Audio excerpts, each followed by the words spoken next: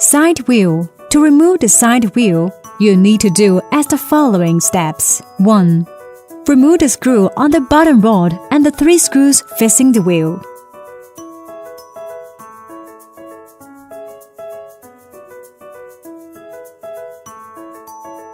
2.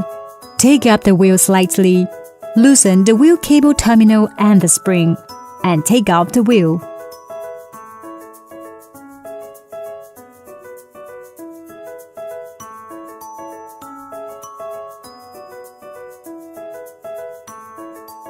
'How to put it back?' 1.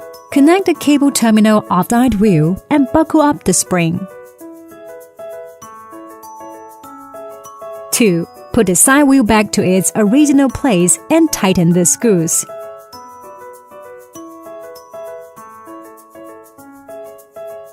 3.